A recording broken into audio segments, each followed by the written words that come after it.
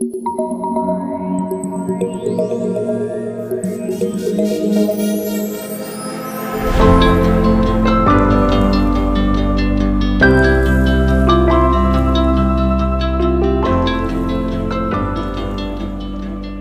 afternoon, everyone. My name is Don Parkinson, and I'd like to welcome you back to another in our series of NRL live streaming sessions.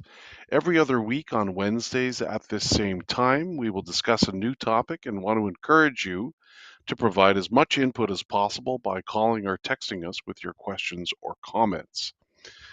We are doing these streaming sessions to help community members and the general public better understand what is involved in the federal impact assessment and provincial environmental assessment processes, and to encourage viewers and listeners to participate in these two activities. With me today is my usual co-host, Mr. Qasim Sadiq, who is the project co-lead for the Northern Road Link project. Good afternoon, Qasim. As always, we've got a lot to talk about today. Good afternoon, Don. We certainly do. Yeah. Well, today's session, for the information of everyone, if they don't know already, is on the air, noise, and vibration studies associated with this environmental assessment or impact assessment.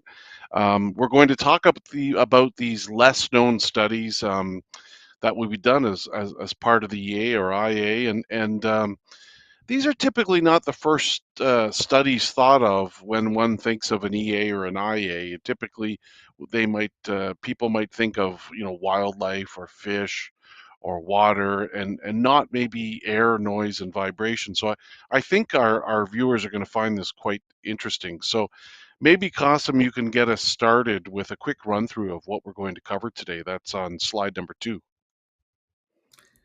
Yeah. So this good topic is, we're going to talk about two different things today. The first one is noise and vibration, and then the second half of the show today, we'll talk about air quality. So on noise and vibration, we'll talk about the spatial boundaries of the study, which basically means the area in which this is done, temporal boundaries, or the time frames that we look at. A little discussion on noise guidelines, vibration guidelines, measurement of background noise level, noise monitoring locations, mitigation methods. And then on air quality, we'll introduce the program, talk about the information collected, valued components, and mitigation methods. Thank you, Qasim. Let's start now with focusing on noise and vibration, and maybe start with an introduction to this topic. If we can switch to slide number 3, please. So let's start from the beginning. What is sound? Well, sound is changing pressure that's in a fluid medium, such as air or water. Noise has a simple definition, and this is a very common definition of noise: unwanted sound. So that's what sound is. Now, let's talk about what vibration is. Well, vibration, simply described, is the repetitive motion of an object, surface, or fluid. Vibration may go through the air, it may go through water, or it may go through the ground. So it has different media through which it can travel. So maybe, Qasim, now you can go through the spatial boundaries associated with noise and vibration. Slide number 4. Oh, sorry, Thanks. Qasim. I forgot. I forgot a slide here. Slide number 4 is actually my slide, and that slide is on ranges of sound levels. So just to give people an example of sound levels, the units that are typically used for sound levels is dBA units or decibels. And so I just thought I would present this table to everyone and quickly run through it, from starting at 0 sound, which was no sound, essentially, quiet, to very faint, which would be the deep woods on a very calm, not windy day, to faint, which would be so very faint would be 20 dBA, and then faint would be 40 dBA, and that would be typical background noise levels in a library. And then we would move to moderate moderate human perception of sound levels. Let's say 60 dBA. An example of that might be the typical background noise levels in a big store. In a big store. So, and then when we move into the loud category, would be things like heavy trucks going by 15 meters away, a school cafeteria, things like that. And then we move to the very loud category, which could be a dance club or a horn from an automobile at a close distance, at a 3 meter distance. That's very loud. And then we move into the uh, less popular category of deafening in terms of how it's perceived. And that could go from 110 dBA, which would be an accelerating motorcycle a few feet away, all the way up to um, uh, 115 dBA, which could be like a rock concert. And then 120 dBA is when people typically would have a threshold of feeling pain, which is not a good thing for sure. And then 125 dBA sonic boom. So that anyway, that hopefully helps people understand where, in terms of the sound levels, what the equivalent would be in these dBA and these measurement units, Qasim. And finally, I will now pass the next slide number 5, over to you. Thanks, Don. Yeah, let's talk a little bit about the spatial boundaries for these different studies. In general, as we've talked about before, different study plans for different study plans for different baseline conditions, we look at the regional study area, which tends to be quite broad, and a local study area. But with noise and vibration, these are highly localized effects. And think about your own house. When you're at in your front yard, maybe as the traffic goes by, you can hear the traffic. You might be able to feel it as well if you're close to the road. But if you move to the backyard, you are likely not going to be able to hear the traffic which is going in front of your house. So that noise and vibration effect is fairly local, and it does not affect the regional sized areas. So as a result, for noise and vibration, the regional study area and the local study area is the same. Because in a very large geography, you're just not going to have that noise and vibration effect. And that's not specific to this project. That's just more true broadly speaking. So the study area tends to be a bit smaller and it's restricted to the local study area, Don. Thanks, Qasim. Let's move now to temporal boundaries, and by temporal I mean time. So the time frame. So um, we've talked previously about this in other streaming sessions about the different phases of the project, the construction phase, the operations and maintenance phases, and then the decommissioning phase.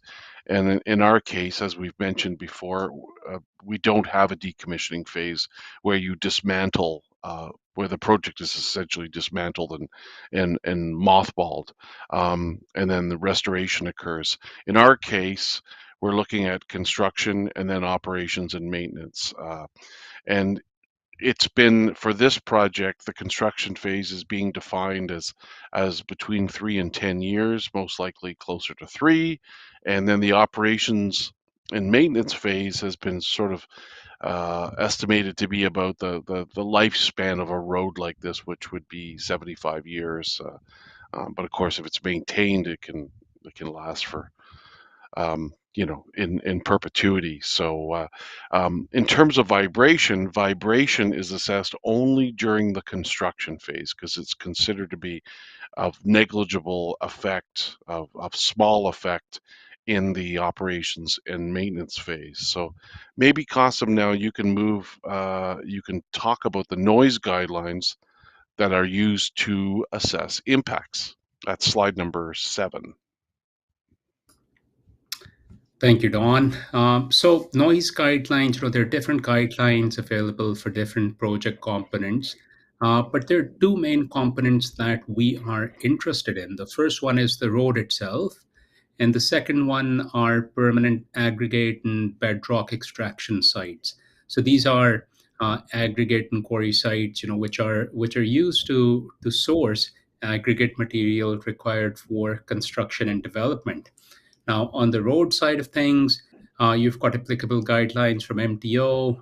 You've got one from MECP and MTO that's applicable on the environmental assessment process provincially. And then you've got one related to Health Canada's guidance for evaluating human health impact in environmental assessment. So both the federal government and the provincial governments have their own guidelines on noise and vibration. And then on aggregate, you've got MECP standards around guidelines related to air and noise and vibration studies. Don. Thank you, Qasim. So let's illustrate how these noise guidelines work. So, for example, if MTO, for example, the MTO and the MECP roadway noise guidelines are based on the difference between the background noise levels under a situation or a scenario where there's no project versus those same background sound levels under a scenario where there is a project and where the project has been developed, as well as the provincial objective for outdoor sound levels of 55 dBA. So if the change in background sound levels between the no build scenario and the future build scenario, if the project's actually built, is greater than 5 dBA, um, then that triggers an investigation in noise mitigation, of ways to reduce impacts of noise. So that's basically how you apply those guidelines. And so let's now talk about vibration guidelines. And again, as I mentioned, the vibration is only assessed during the construction phase because the effects of vibration are not really significant during the operational phase. And and the vibration guidelines focus mainly on activities, which makes sense, activities that create a lot of vibration. And in our particular case, those activities are the blasting activities associated with quarries, where in the event that there isn't enough aggregate material ready to be excavated, then they have to find deposits of bedrock, significant deposits of bedrock, and then use explosives to to get access to that rock and then crush it into the material that's needed to both build the road and to maintain the road. So there are various guidelines, one from MECP, one from MTO, one for DFO for use of for guidelines for vibration. So that's where, so the blasting component of road construction essentially is where the vibration guidelines really kick in. And maybe now, Qasim, you can talk a bit about the measurement of background noise levels. Slide number 10.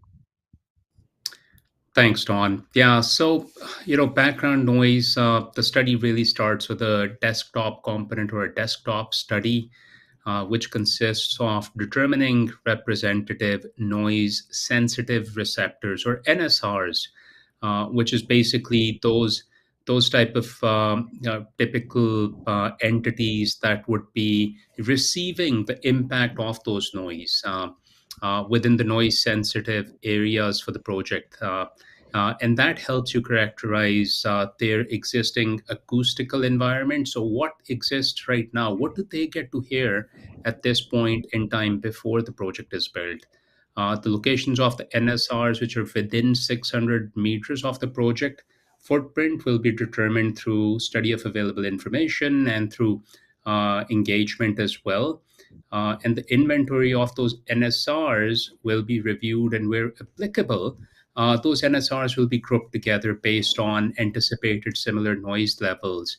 Most of these NSRs will include, but of course, this is not the entire list because as we conduct the study, we might come to know of new new entities, things that we would need to become familiarized with. But an initial list includes permanent and seasonal residences, hunting, fishing, trapping cabins, camps, spiritual or sacred spaces that are identified by First Nations or other Indigenous groups and stakeholders, and of course, primarily by Martin Falls First Nation and Webekwe First Nation, given that this is their traditional territory and their community members and historical use becomes very important for this study as it is for others as well.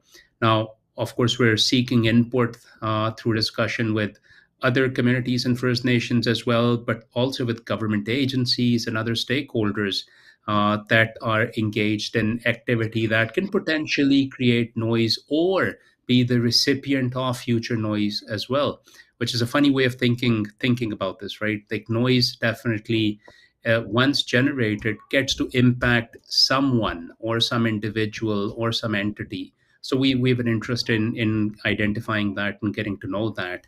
And then the need for completing a field study for determining existing ambient noise environment will also be assessed. Such determination would rely on sort of the proximity of NSRs to existing sources of noise emissions, if there are any. And as we know, in the remote north, there aren't many sources of noise emissions. There are some, but not a whole lot on.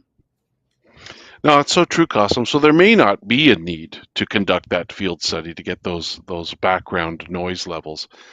In this case, we don't know yet. It really depends on consultation and understanding through consultation with community members where these NSRs, these noise sensitive receptors are, and looking at whether they're within that 600 meters of the project footprint. So that's still to be determined yet. So let's shift now to talk about mitigation methods associated with noise and vibration, and again, mitigation is limiting or controlling impacts.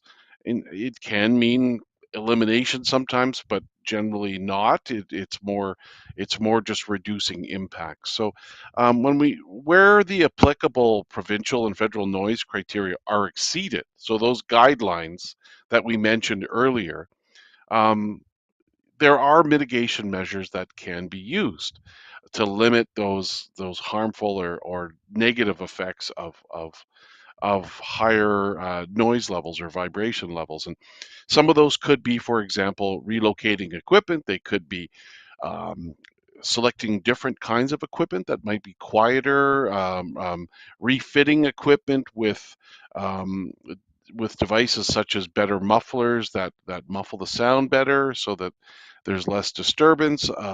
It could be physical features such as berms or noise walls or acoustical screens that could be used to lower noise levels.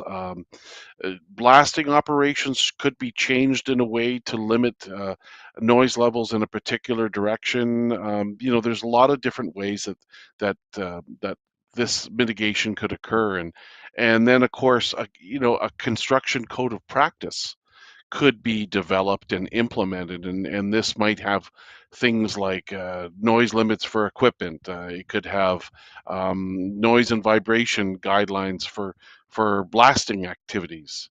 It could be um, adjusting operation times during construction as well. It could be selecting different types of equipment, like I talked about before, for construction and/or maintenance phases of the project, and complaints procedures, ways of dealing with complaints that come from the public. So maybe now, Qasim, we can move to slide number 12 and begin our discussion on air quality, and maybe you can kick things off with just a bit of an introduction to the air quality topic. Yeah, and this is again sort of a key feature of any road that might be built, the impact that it could potentially have on air quality in the future. as a result of traffic, new traffic that's generated. So we concern ourselves in this study with both the temporary and the permanent effects on key sensitive locations where the project could have an effect on air quality, water, or vegetation. So sensitive locations, they could include again hunt cabins, spiritual sites, schools, community centers, hospitals, species at risk habitat. For example, there could be dust that's generated and that sort of lands on medicinal plants, and there's a level of impact associated with that. So, as I said, we concern ourselves with temporary and permanent. Now, on the temporary side of impacts, you've got construction activities that go on in the initial phases of the project. And that, of course, includes heavy equipment use, blasting, aggregate extraction, increased vehicle traffic, travel on gravel roads, diesel generators, and other similar impacts that can come to have an impact on air quality. Now, we do anticipate that those are temporary, transient impacts, but then you've got some larger, permanent impact off the road, as it and those impacts are a function of contaminants that are produced, which come to impact air quality. And the ones that we're interested in for this study include diesel particles, carbon monoxide, nitrous oxide, sulfur oxide, ground level ozone, volatile organic compounds, polyaromatic hydrocarbons. So this is sort of a laundry list of all the different elements, or compounds and gases, that come to have an effect on air quality. The results of the study, we compare them with federal and Ontario ambient air quality criteria. So the Canadian Air Quality Standard and the Ontario Ambient Air Quality Criteria both are used to see what type of an impact the development of this project will have temporarily and then permanently on air quality. Now, this is the interesting part about this, Don, from my perspective, and I think this is something we do need to think a bit more about and probably consult more on. Is that as the world makes the transition from regular gas-based traffic and heavy equipment to hydrogen-based electrical vehicles in the future, what that means for air quality. And I think that's a bit of an unknown at this point, but Yes. certainly the future is a bit promising on that front, at least.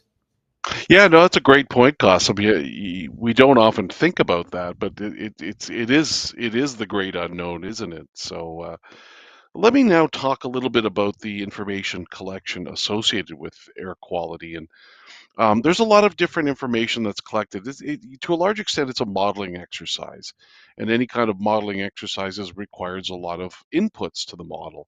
And we also get input from Indigenous communities and their members, and that input could be with respect to changes in trends and climate that's occurred over a long period of time. I mean, the best sources of people, of course, the best sources of this information are elders of the community who can talk about the changes over time that have occurred. So that's one key source of information. Um, there's also many other sources of information. There could be, we could talk to construction and operations maintenance experts and find out, receive descriptions of construction activities to better understand them and dissect those, break those activities down to better understand emissions associated with those different activities. We could collect information such as vehicle and equipment fuel consumption and emission rates and duration and extent of vehicle and equipment emissions. How long are these vehicles, this heavy equipment, how long is it running for? How long, is it all day? Is it 5 hours a day? Understanding that gives us an idea as to what to put into the model, the predictive model, to understand air quality. It could be things like expected volume and types of vehicular traffic, of vehicle traffic on the new roadway, because there'll be more vehicles in the area, right? And then there's extent and frequency of maintenance operations, how maintenance is done, and what equipment is used, and how frequently is the maintenance done, and could be things like electric power usage and for the buildings that house all the equipment and anything associated with maintaining and operating the road. And of course, we would look at historical and and present climate data for the area, for the project site area. There may not be information directly from that area, but we could look at weather stations and water survey stations that measure water levels, and uh, and and look at projected conditions for the climate predictions in the future. Look at larger, more regional scale models. We could look at baseline air quality conditions, because there are air quality monitoring stations in the region that could be used as a reference, for ambient air quality as well, and then again, indigenous knowledge to help us mitigate measures and monitoring, and then the monitoring commitments that come out of the environmental assessment typically as well. There's lots of information to collect and to consider as part of this kind of work. And Qasim, maybe you can talk now about the valued components associated with air quality. Yeah, so the air quality has its own valued components, and let's look at three of those listed here on slide number 14. So, in terms of indicators, there is qualitative and quantitative assessment of changes in ambient air quality. The reason why we're interested in this is the sensitivity of human health to air quality. I think one is a relatively obvious. And there is vehicle exhaust emissions and dust emission. Um, and we're interested in that because the sensitivity of the environment from soil, plants, and uh, to changes in air quality. So that's why there's a level of interest, a high level of interest in vehicle dust emissions.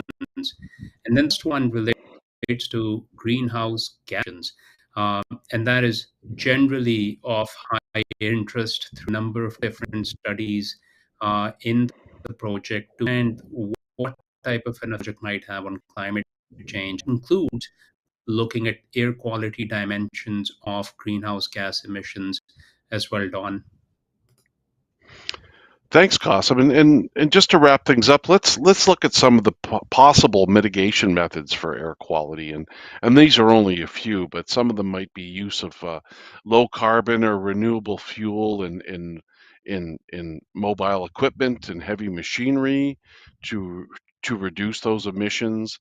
It could be just handling that heavy equipment in a different way by minimizing idling, and which would then minimize emissions, because quite often heavy equipment is left idling for long periods of time, and taking different approaches and following different protocols might control the emissions released, and then developing the road foundation designed to minimize the amount of peat removal, because the peat serves as a carbon sink, which is really important for obvious reasons. And so, again, these mitigation methods are very general, but they get refined as we learn more about the project and learn more about the project area. So the methods get refined in the areas where we apply these mitigation methods. Get applied, get more specific. So that's something that sort of changes or evolves with time. So there's been lots to talk about today, Qasim, on air, noise, and vibration. It's certainly not uh, a small topic. It's quite a big topic, actually, isn't it? It is. It really is, and an important one, and one which I think a lot of the things we're basing our current discussion on are things we know.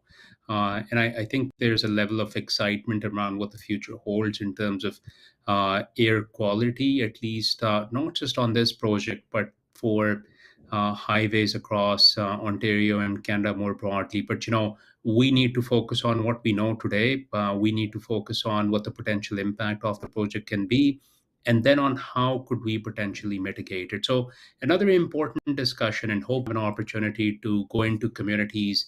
Something I did want to highlight on today's show, that we've been having these remote online discussions directly, but we are very keen to come into communities now that COVID restrictions are lifted in many places. I just wanted to sort of bring it to everyone's attention that our team is available to either come into the community, meet with you over there, meet in Bay or in Toronto for that matter. Remotely, we could do that as well. Well, thank you, Qasim. I'm glad you mentioned that. Yeah, we are always open and available to visit your communities and speak with you in, as you mentioned, in a variety of ways. And we use this approach to help community members better understand the different topics that are part of an environmental assessment and impact assessment. But of course, we would much prefer being there in person to be able to talk to you as well and get your feedback on the project as well. So um, that wraps up today's discussion. And Qasim, as always, thank you for your thoughts on this topic. It was fun to cover this topic. I think it's an interesting topic and one that I think our viewers we're probably pretty interested in. And we're going to be back again in 2 weeks to talk about other topics on the environmental assessment, the impact assessment, and we really appreciate you joining us today. And again, as Qasim mentioned. We look forward to visiting your community, and we're hoping to do that. We're ready and able to go at any point in time. So, and one more thing, don't forget to visit our website at northernroadlink.ca, or follow us on social media at NRL Roadlink. So there's lots of ways to get in touch with us, lots of ways to get information on the project. So we will see you again shortly in 2 weeks. Miigwech, and see you soon. Take care. Thanks so much.